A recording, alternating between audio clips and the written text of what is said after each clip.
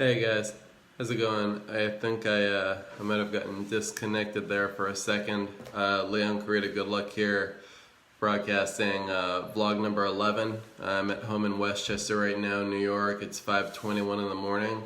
A little bit later than usual, but had some things to take care of earlier this morning. Probably thinking like, what do you have to take care of at 5 in the morning? But there are things that go on. I wanted to talk today about, for vlog number 11, this theme of to do or not to do, or this theme of overdoing, being busy, and the value of 5 extra minutes. 5 extra minutes is just, I'm just making that up, but it could be 10 minutes, 15, but the value of a few extra minutes in the day is really what I want to say there. And I think this is an important topic. I notice it so much, or I notice this kind of theme, especially living here in New York. It seems like it's really popular to be busy and to be always doing, always on, and to never have any time for, I think that everyone is taking time all for themselves, but not to have any time for others or not to have any downtime. That just seems to be kind of this cool fad or trend that is going on right now, especially I think for people, 18 to 35 who are really trying to, get their start and make it, or to try and start something new. Maybe it's your career, your side business, or a new hobby that you're throwing yourself into. But there's definitely a theme here in Manhattan about just overdoing being busy, and how that's just the way that things should be. And I don't necessarily agree. I'll get into a couple of the reasons why. I think that there are 3 types of people, right? So before we talk about the theme, I think that there are 3 types of people that I usually notice in the world. The first type is the one that does everything and does, everything, meaning they do a lot of things and they do them all pretty average. So they can do a wide range of things. This could be related to sports, it could be related to academia, it could be just broadly, just think broad spectrum. And they do them all fairly well, which is good. There's also the type of person who they do one thing and they do it better than anyone else, but they either have no interest or no experience in a wide range of other things. I don't know if it's fair to call the first type well-rounded and the second type, not well-rounded. I just think that the second type seems like you could say they're focused, and the first type just, they seem a little bit more, broad and these types of things. The third type of person is, of course, the person who does nothing, right? So we're not gonna talk about that third type of person, because I think we want to be at least, one of the people in the first 2 categories. It seems a little bit more interesting to be one of those types of people. But it doesn't really matter which one you are, because I think it's all up to perspective, right? Doing something well versus doing it the best. It's all a matter of how you look at it, right? Because it's also all a matter of how much effort you actually expound on the things that you do. We all know that just doing a thing is not going to necessarily produce a result. I said in an earlier vlog that I meet people who have done things for 10 years, work experience-wise, and sometimes they can be the worst at it. So it doesn't, just because you do a thing or you do many things, it doesn't really give you, I think, bragging rights in terms of being able to say, yeah, I'm amazing at this, or I do these 50 things, so look at me, and grade me in your mind on how do you think of me as a person now that I've said that to you, until you produce a desired result in any of those things. But getting back to, which one of the types we like to, or we want to be, which category we want to fall in, I think that it can go either way. It just depends on the type of person you are. For me, I grew up being somebody who can do a wide range of things, a broad range of things, pretty fairly average. I was playing, 3 or 4 sports at a time for most of my childhood and my younger life, all through high school. And I think from an academic perspective, I was pretty well-rounded in terms of, being able to get good grades or good results in most of the subjects that I was involved in. Now, that's not to say that I was actually interested in all of them or in all of the sports that I played, but the way that I grew up, it was more of a thing to try and do a wide range of things and experience them all, and if that meant that you wouldn't be necessarily the best at one of them, then that was just the case. I think that one key thing, though, to note here, whether you decide to do one thing and do it really well, or to do multiple things and just, be kind of a well-rounded individual who might be average at a lot of those things, is that you need to know yourself.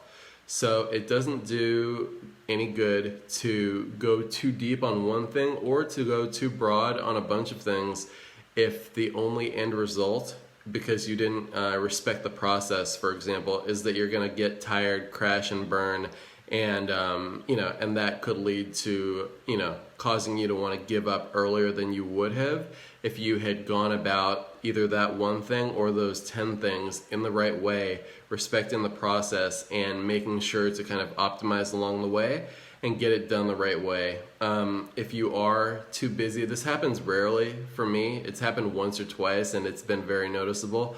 The burnout is real. So I remember, I think there's probably 2 episodes, right? My college life, I was definitely pushing it to the limit, right? So I would wake up in the morning, so 4 hours of sleep, let's say, like that was a guarantee, 3 or 4 hours maximum for 3 years in a row. Hit the gym, full course load, studying language, 5 hours a day, coming home, trying to do the homework and still have a little bit of a life. Was definitely pushing it, to the max, but I was one of the people who, I had it in my mind that I wanted to do all those things and I was interested in all of those things. So if it was up to me, which it was, I was more in favor of doing them all until I, crashed a little bit or got exhausted, rather than having to sacrifice one of them in order to, spend more time on the others. I thought that would just cause me to look back later and say, oh, I wish I had actually taken the time to do that then, because now I actually don't have time in the now. Like another episode of this was probably my second year of working in, I want to say New York, and just, for the company that I work for now. And this kind of took on this theme of, overdoing in a different form, right? So when it's business, and especially when it's, well, I don't want to say especially when it's somebody else's business and you're an employee trying to shine, it is easy to want to take on everything, though. If you're a motivated individual, and especially if you love what you do, it's definitely easy to raise your hands and, want to be this kind of overdoer for the company or for the group that you're participating in. It's because you love it so much, and you really want to make sure that you're helping as many people as possible, and you're trying to be a leader and motivating the people around you and doing all the projects that you're interested in. But one thing that I've always been cautioned on by my superiors and the people who have been there and done it before me is that it is always better in the case of business to pick the battles that you fight, but pick the things that you put yourself on, and to not overstretch yourself, but pick a few things, do them really well, and produce real results.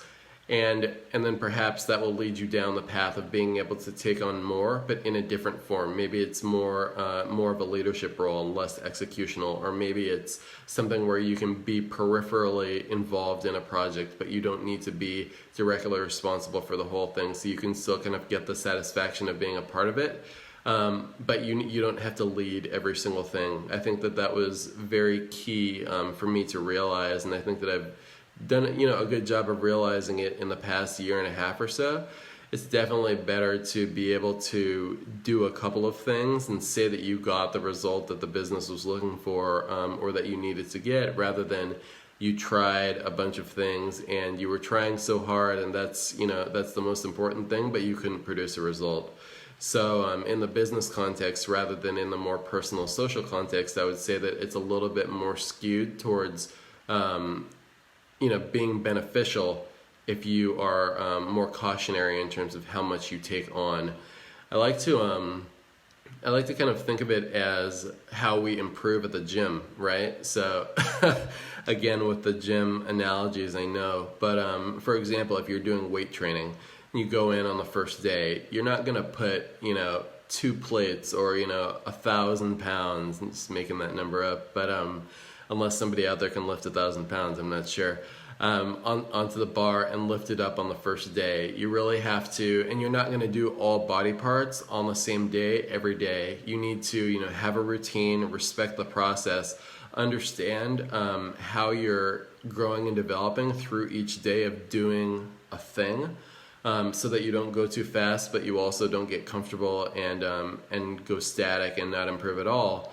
And then you need to kind of just gradually expand on those things that you're doing. And before you know it, a year from today, you'll be in a completely different place. You'll be able to handle more. Your capacity for deep thinking and multitasking will be leagues above, I'm sure, what it is right now. Hopefully mine will as well. But it's definitely there's no benefit in shock treatment in terms of taking on too much at once. It will not end well, in my experience. I think that it's interesting how society kind of also pressures us to do this in terms of like being busy all the time, or that it's good to have things that you do. I remember I was at the gym the other day and I was walking by somebody, and when people are running on the treadmill, you can kind of see what they're watching on the TV, or they might have their iPad plugged in with the headphones in their ears. And it looked like somebody, and I've seen this person, multiple times, and they just caught my attention, and they're trying to learn a language while running on the treadmill in the morning. And then the next day they were trying to, read the paper while running on the treadmill in the morning. I think it's kind of like, being from LA, I've done the driving while drinking coffee while holding, a newspaper in one hand and steering with my knees type of thing. Luckily that didn't end in a bad way. But I always wonder when I see this person, like, are they really getting the most out of each of the activities that they're trying to do simultaneously right now? For example, if you are trying to learn the language and you're focusing on, what's going on up here and thinking, remembering, recall, etc., are you really pushing your body to the limit, spending, the ample amount of time on that treadmill to get the perfect workout in? Or are you just, wasting time and, going through the motions, not really getting the full benefit of the workout, and at the same time, not really getting the full benefit of being able to concentrate in an environment that would be more appropriate or more optimal for learning language? I think that it is honorable, on one side of the coin to take it upon yourself if you really feel that 24 hours in the day is not enough and you want to get it done. I love that people are motivated enough to even try to learn a language while running on the treadmill at the gym. However, if you see that you're, doing this and it's not working, you definitely need to kind of notice that, take a step back, and really, reconsider what the most optimal processes would be if you want to be an overdoer. Because if you're going to be an overdoer, you can at least overdo in the right way. The other thing that I like to caution myself on occasionally, and I've spoken about it in previous vlogs, is, and I'll caution everyone else too, and especially again in New York and these cities where a lot of people out here are doing a lot of cool shit, but it's more beneficial to keep the blinders on, is that you don't want to just be an overdoer for the sake of keeping up with the Joneses, right? So you don't want to be an overdoer just because all your friends know another language, or just because all of your friends read one book a week. It doesn't mean that you need to do the same thing if that's not where your interests lie. So keeping the blinders on, like I mentioned in the earlier vlogs, and being able to really separate yourself and your goals, your passions from, okay, I'm doing this because everyone else is doing it. I'm doing this because it looks like those people over there are busy, and I want to be one of the busy people who at least is doing 10 different things, and that seems really interesting to me. Because if you wake up 10 years down the line and none of that really, meant anything to you on a personal level, you're just gonna, end up being unfulfilled because you weren't doing it for yourself in the first place. So overdoing, again, just to kind of repeat or just to kind of re-hone in on a couple of the themes I just talked about, overdoing, if you're that type of person, go ahead and do that. It's not a bad thing as long as you're not causing a detriment to your health or the people around you.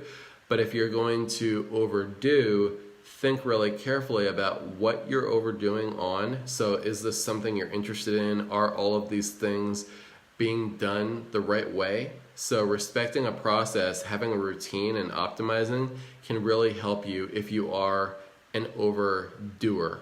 And then it's also, especially now on the business side, how many things do you need to be doing? What are the things that you're doing that are driving revenue? What are the things that you're doing that are increasing awareness around who you are and who your brand is, or what your brand is? And what are the things that you're overdoing just because you think you need to be doing them, but they're not really giving you any, visible or meaningful, tangible business impact? Those might be the things that you want to stop, and then you can spend more time on the others. And then just, not doing just to keep up with the Joneses. I also definitely want to say that I would recommend if you have to sacrifice something, never sacrifice your health, just to overdo.